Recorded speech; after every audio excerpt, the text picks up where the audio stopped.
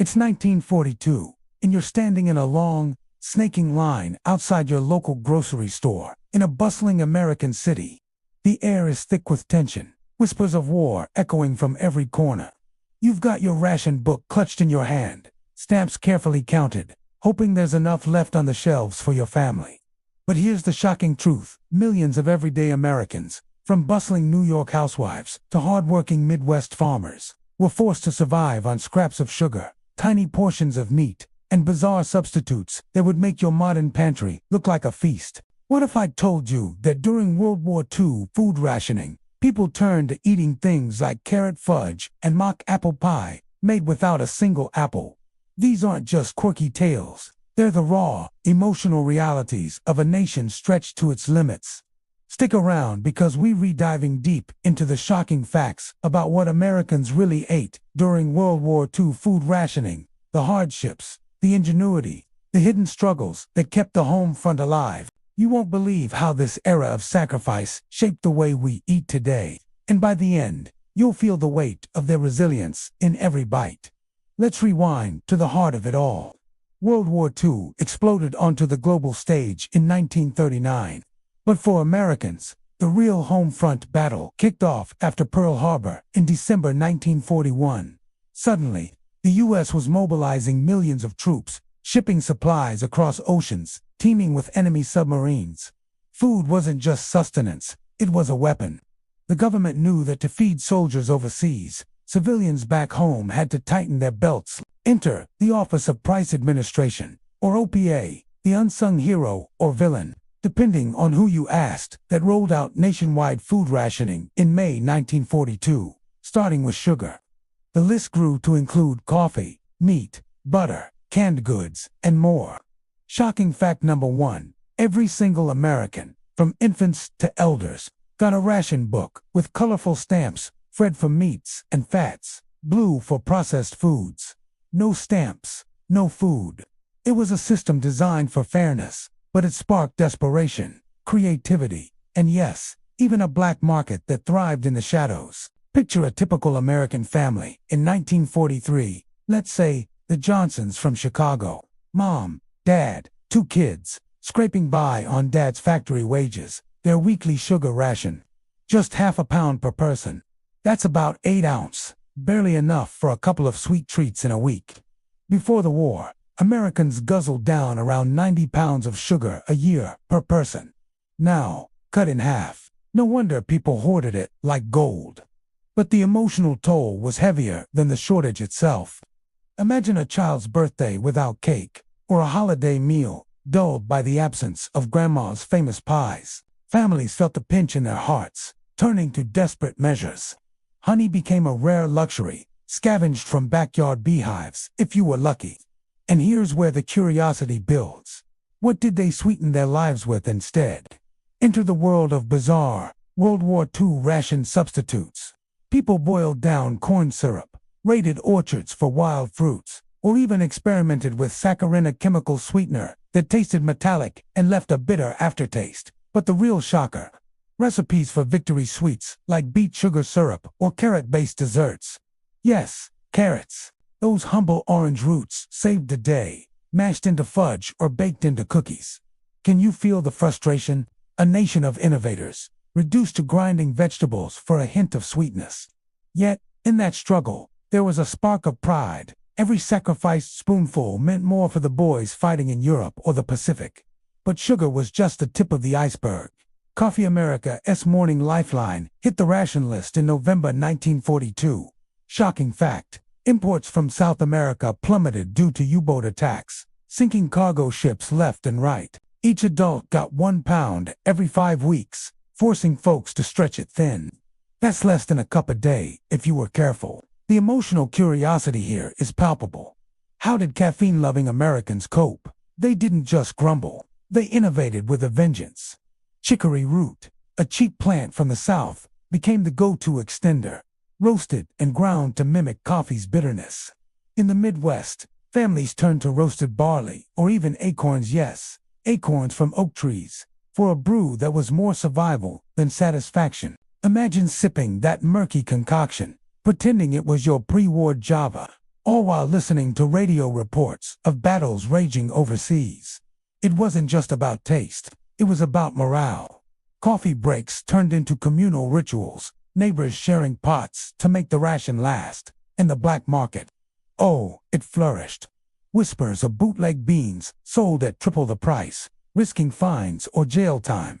One story from a New York diary entry captures the heartbreak. A mother trading her wedding ring for a bag of real coffee to comfort her soldier son on leave. These tales pull at your heartstrings, reminding us that rationing wasn't just policy, it was personal.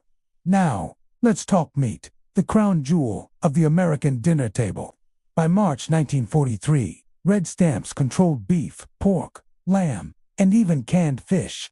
The average adult got 28 ounces a week, about 4 ounces a day. Pre-war, double that. Shocking fact.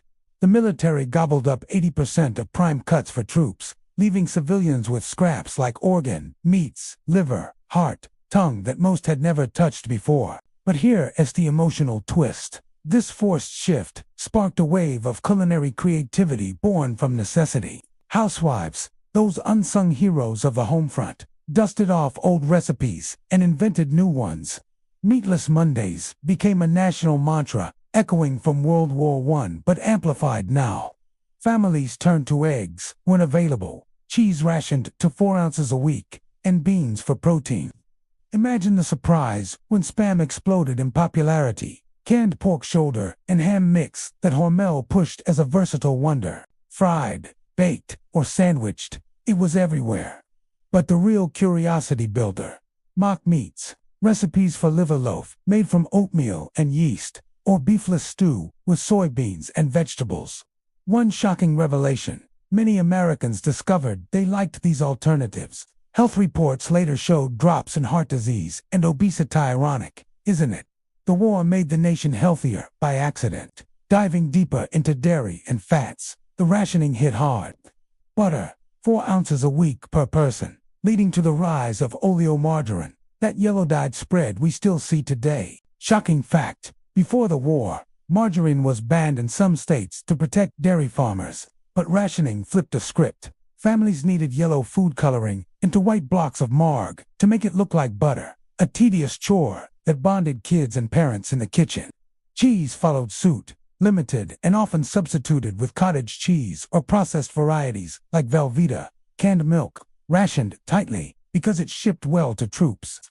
The emotional layer here is the family table, once a place of abundance, now a battlefield of portions. Mothers portioned out tiny pats of butter, teaching kids the value of every crumb. Stories abound of children sneaking licks from the wrapper, or families pooling rations for a special Sunday roast. But curiosity peaks with the fat salvage campaigns. Housewives saved bacon grease in tins, turning it in for points, or even cash grease became glycerin for explosives. Feel that pride. Every drop of fat from your frying pan helped build bombs to win the war. It's a shocking connection between kitchen and combat. Processed foods entered the fray with blue stamps in 1943. Canned fruits, veggies, soups, and juices limited to 48 points a month per person.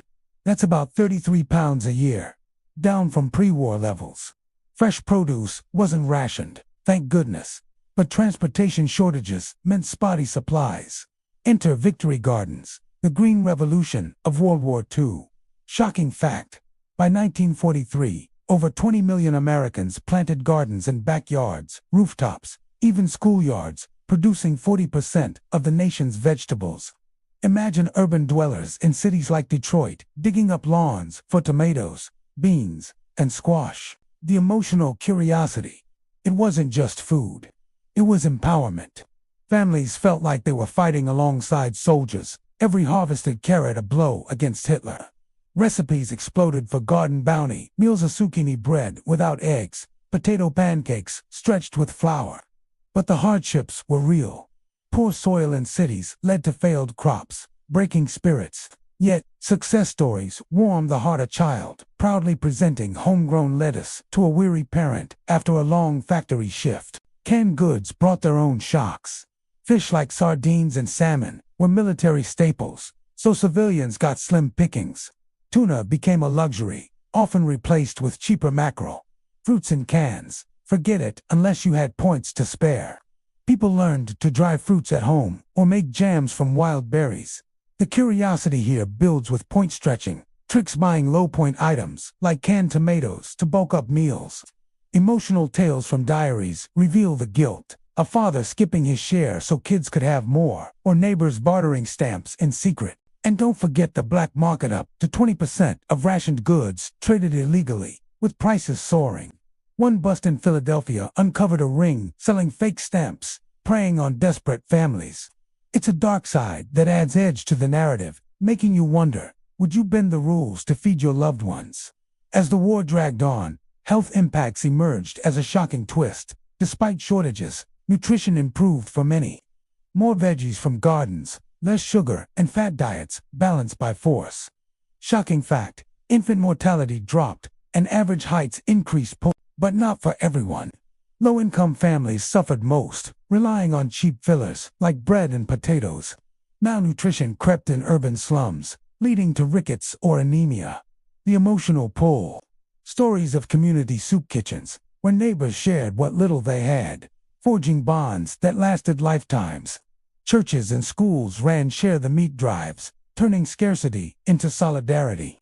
By 1945, as victory loomed, rations eased, but sugar lingered until 1947. The end brought relief, mixed with nostalgia. People missed the unity. Shocking legacy. Foods like Spam and margarine stuck around, and victory garden habits birthed modern home gardening.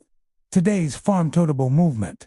Roots in World War II ingenuity. If these shocking facts about World War II food rationing gripped you, subscribe now and hit the bell for more hidden history that will change how you see the past. For next video, visit to the channel.